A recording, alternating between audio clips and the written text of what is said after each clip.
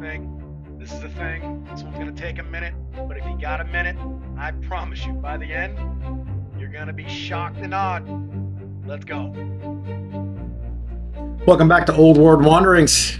I recently found the interactive flipbook of the Pan American Exposition, the Buffalo World Fair, and spent some time poring over the pictures. And if you're one of us, you've probably seen most of them. It's easy to flip past them thinking there is no way that they built and demolished all this grandeur for just a 6-month party. Well, as I was looking, I noticed trends that I couldn't ignore. And then reality suddenly jumped off the page to me. We're going to look at 2 specific aspects of these photos to provide evidence of a cover-up and possible timeline manipulation right in front of our faces. I promise you, if you stay to the end, you'll see some unsettling images. This first image is of the French army marching into Paris after the end of World War I. The second image is again of a French army marching through Paris after winning World War I.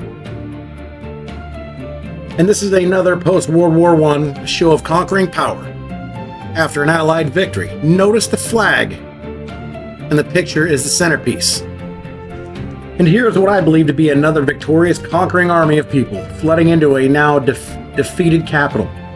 But wait, this is the Triumphal Bridge, supposedly built for the Pan American Exposition, the Buffalo, New York World Fair of 1901. Notice the similarities to the previous pictures. There are people standing high up and around on the peace and power pylons as the crowd enters the city. Now, I believe that the Triumphal Bridge picture and this picture that we're looking at were taken long before the expo ever happened. Look how there is almost nobody anywhere else but funneled to the spot at the Ethnology building as if they were being led there on a tour. And it's the first time seeing it. There are very few strays. And this is not how a crowd acts when participating in a fair. What we have here is a picture of the Russian flag being flown over the German Reichstag at the conclusion of World War II again, with the flag being the dominant image in this picture. Now, this picture is said to have been taken to showcase the largest American flag ever created. There are 48 stars on it, so Alaska and Hawaii hadn't been brought into the fold as of yet, but look at the size of it. It's purposely placed between the pylons, blocking the electric tower, which was the most prominent structure at the fair, and purposely made to dwarf the pylons for a flex of power. This, in my mind, is a statement picture with, I'm guessing, military leadership posted in front of a huge American flag, strung up between the 2 gigantic pylons at the entrance of the Capitol. And yes, I think this was an old world capital city at one point. The man on the left is in high military attire, and it looks like the rest are in military attire as well. Why go to all the trouble to hang a flag just to shoot a picture of it? Why present it in this way? I can't unsee the pictures of people flowing into the city, just like in the other Conquest photos, and then posing with a flag that sits in front of what used to belong to somebody else. This is a vision of Conquest, and I'm sure there are more pictures like this documenting this victory. We're just not allowed to see them, or maybe they've been destroyed. Was this a photo of the end of the war for the New World? Was the Pan American Expo a celebration that the war had ended for the invaders? Or is this just a huge flag on display for all to see? You can decide for yourself. I'll show you some more that will definitely raise some questions. This is a picture from the top of the electric tower. Notice how empty the grounds are? Notice how there are no flags on the buildings? If you go through the flipbook, you'll notice a lot of flags. What's the first thing an invading and conquering army does? They rip down all the flags of the nation that they conquered. Notice the fountains aren't on either. And there are people actually standing in where the pools would be. Now, these could have been taken pre-expo, and that's it, but I contend that they were taken long before the expo in a time of cleanup and quite possibly a time of an exchange power. Now we're going to get into the second anomaly that I noticed while poring over these pictures. You notice anything strange? You want a second? This first photo is just a stage setter. Now, this photo was taken at the bottom of the electric tower, and I believe it was taken during the fair, but upon closer inspection, we'll see some things. Notice the blacked out faces. Now, some say it's overexposure from the camera, but I have evidence that it's not. This looks deliberate. 100%.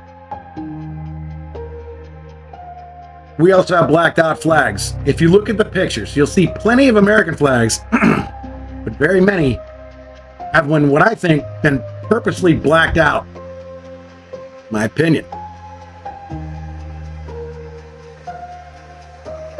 Look at the detail in the background and then look at the ghostly blacked out figures in the foreground. I don't know much about cameras, but most of them I would feel have better focus close up than far away. Seems backwards to tell me, does the woman on the left look normal? Does that look like what a normal face would look like in a shadow? Why is her face blacked out like that? Why is her head shaped that way? Then we got another average day on the midway, but again, look at the detail in the background and then the deliberately blacked out figures. Are these the faceless elites that we always hear about? Who are they hiding? And you can clearly see the boy's face on the left. He looks to be about the same distance as the man on the right. Who is he? And why did they black out his face? Why can you see one face and not the other? I don't understand. Why is the closer image harder to see? But now I think I found something extremely provocative in this photo, and bear with me.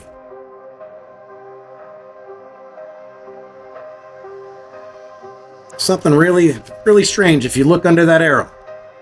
Now, I may sound crazy, but did a picture with an actual giant slip through the cracks. Look how much bigger that man is than everyone else. And is he angry? Look at his clenched fist. And are those women fleeing? Are those people behind him pushing through?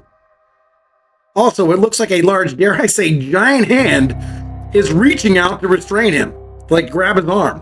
Also, what's happening with his face? Do you see how his jawline protrudes out from behind whatever they did to cover his face? What's going on with his face? Why was it so important to cover his face?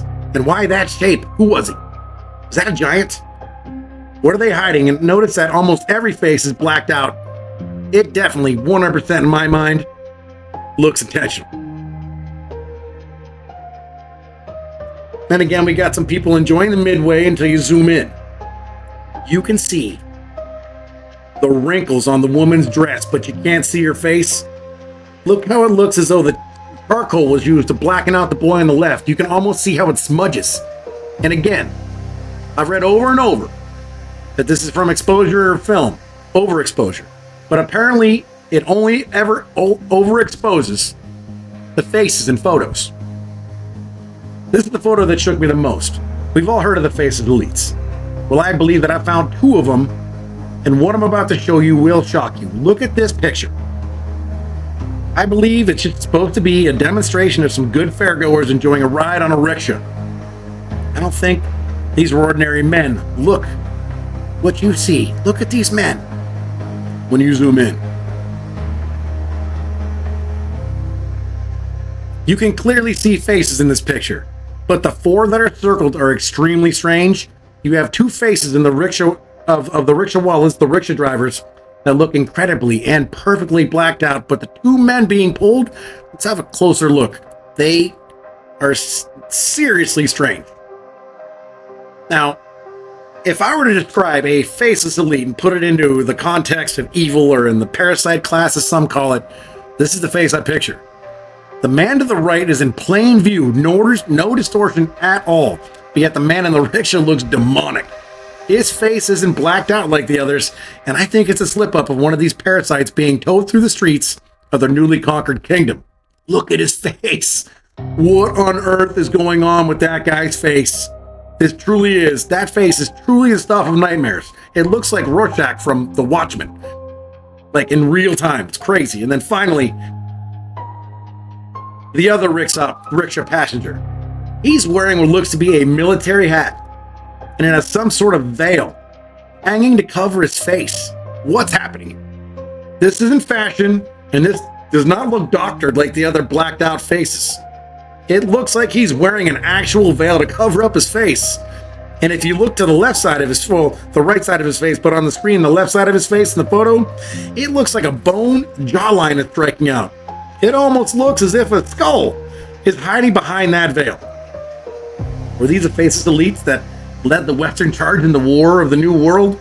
Were these demons that were agents of Gog or Magog? Are they shapeshifters? Or am I suffering from an overactive imagination? I will say that I trust my eyes much more than books nowadays. And my eyes will tell me that there are two separate sets of pictures from this event that were woven together to hide the truth, and that's how they get us. What they do is they give us a kernel of truth, and then everything else after that kernel is a lie. And even though it's a lie because it begins with that kernel of truth, it seems to be trustworthy. Now, I could just be crazy. I could be seeing things. Maybe it is overexposure. Maybe it's just bad cameras. Maybe they're not demons. Maybe everything that we've read in the history books is true. Or maybe everything we've been told about history is a lie. I'm not 100% sure. But the more I look, the less this is a conspiracy theory, and the more it becomes an actual theory. That's just some of the anomalies I found in the flip book. You can look it up on Google. You can find it on Google. If you just Google Pan American Exposition flip book, it comes up with a really cool site, flips page by page. You can pour over the pictures if you want, if you're interested in something like this. I know I was. It was cool. It was really cool to find the book. It's cool to see the pictures. Yeah, that's about it. I just thought I'd point out those things. I'd love it if you left me a follow, comment, and a like. Thanks for listening, guys. Keep wondering.